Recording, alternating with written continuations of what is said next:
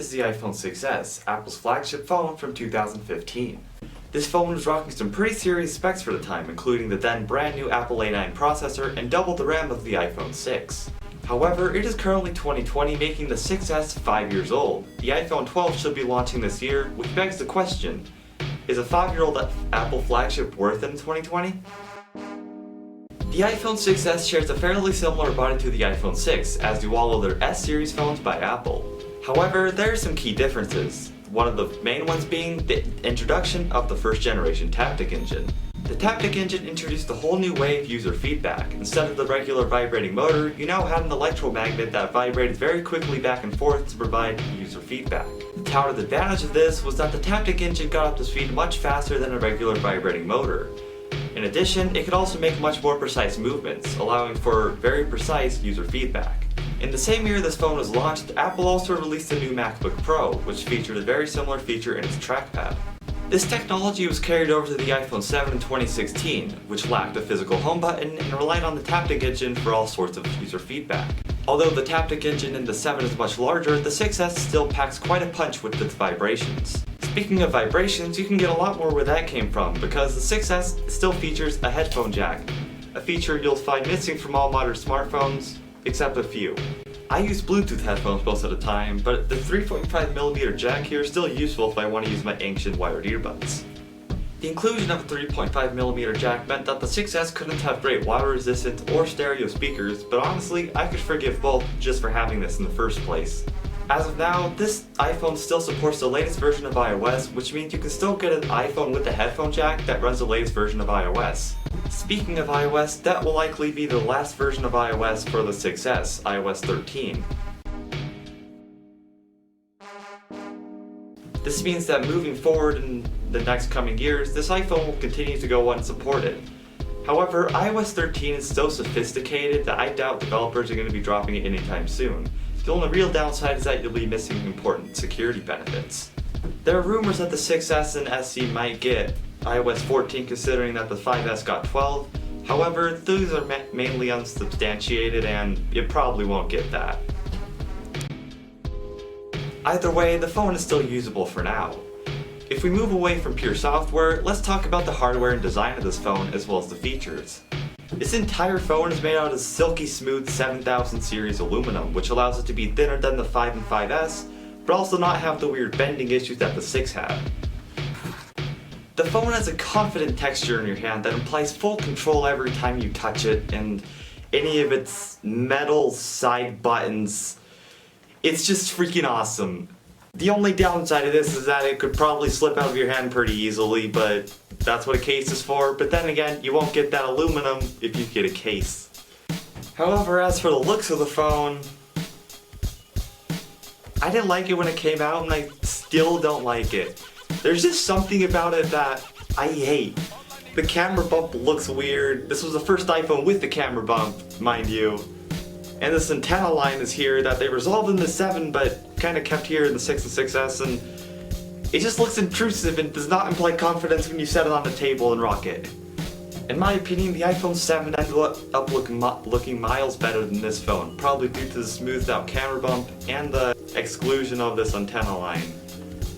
Overall, it just looks like a sleeker phone, but at least this phone gets the job done and its function. Because this phone might look weird, but the camera is the first 12 megapixel camera in an iPhone ever, and it takes pretty decent photos and videos. Look here.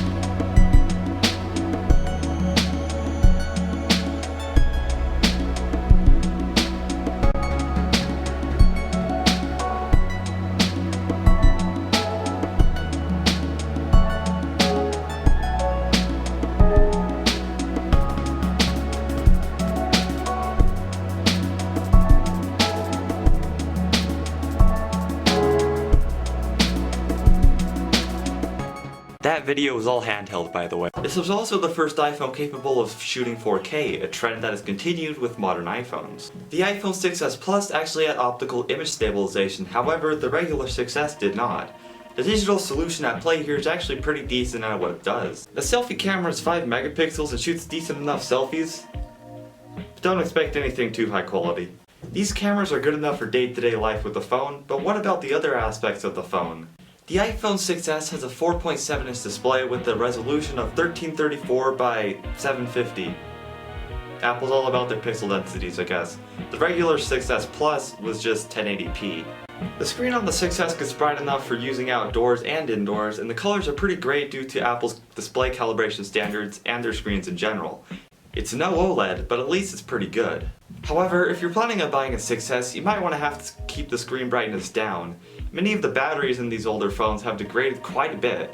These battery degradation problems led to a scandal back in 2017, #BatteryGate, which led to many Apple users experiencing slow performance on their phones because Apple intentionally slowed down the iPhone 6s and 6 just to preserve the old battery.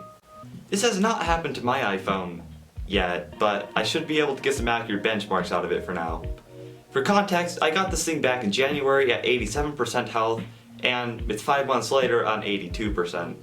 And while yes, this phone will hold a charge, this is blatantly unusable for day-to-day life. I could not get through a school day with this, meanwhile my J3 got there with like 40% left at the end of the day. And sure, I averaged like 5 hours of screen on time a day with this iPhone, but my J3 has a smaller battery and gets 30 hours. And the modern iPhones come with like 2-day battery life standard, which means that it'll stay usable for far longer than any of the 6s's you'll find on the market. Sure, power saving is a thing on the 6s, but it's also a thing on the J3, so take your pick. However, while the phone still has juice, we might as well run some benchmarks. Here's it playing Minecraft.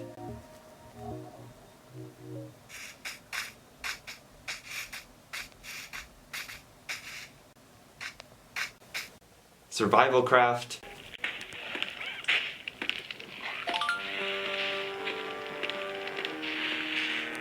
Shit.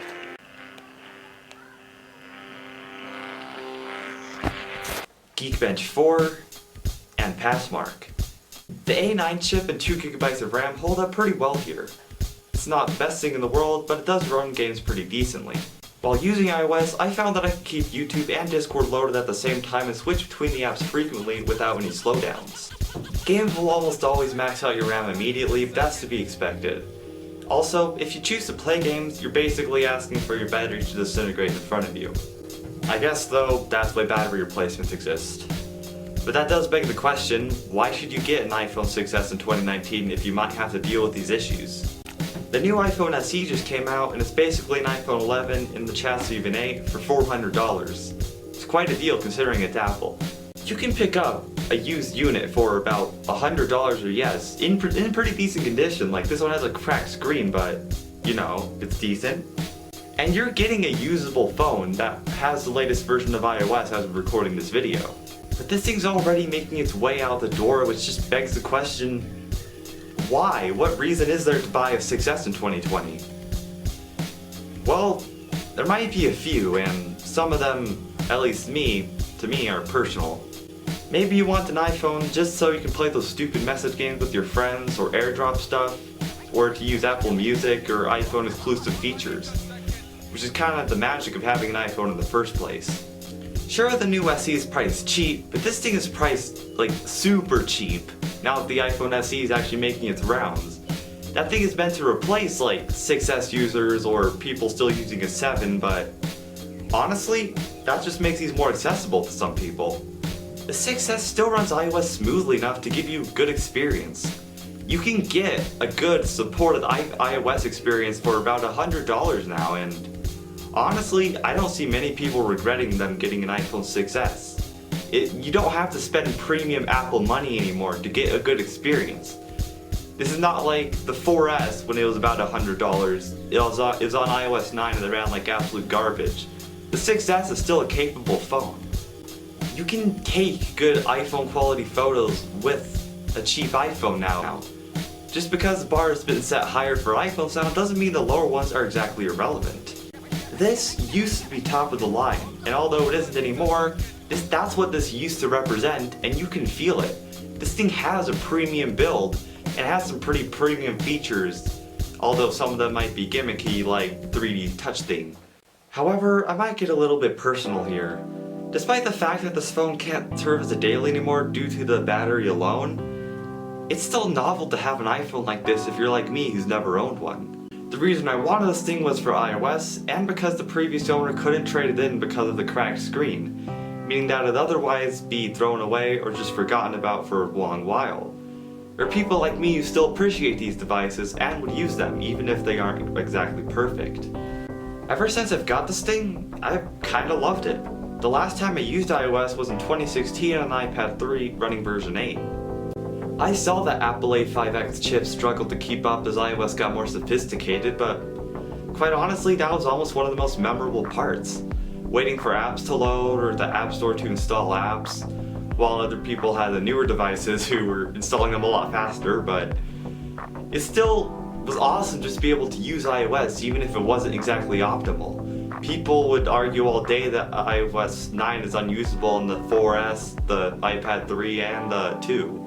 Call it planned obsolescence, but quite honestly, waiting for apps to load and getting used to playing Minecraft on mediocre settings kinda set the mood I had with the iPad 3, and iOS in general. To see it 4 years later on an iOS version 5 years newer on a device 3 years newer than the iPad, it's kinda crazy. And in that 4-year span, the only phone I had was the Galaxy J3. Snapdragon 435, 1.5 gigabytes of RAM. Some of the most painful years of my life. You know how embarrassing it is to have your phone take like 20 seconds to load up the camera app and take a picture? Yeah, I can do that on the 6S in like 2 seconds instead. I think the fact that I had to live with a budget Galaxy phone for so long kinda made me appreciate the older iPhones more. This phone is getting more and more forgotten about as the days pass, and the prices will probably keep dropping inevitably until people are giving these things out like frickin' something that you'd give out. But this landmark in Apple history and technology is really something special that I still appreciate, and honestly, everybody should too. On that keynote, I call this iPhone 6S totally usable in 2020. In 2021, maybe not. However, for now, it's still a very valuable phone, and worth picking up if you can find it very cheaply. This is Calc G, and I'll see you guys in the next one.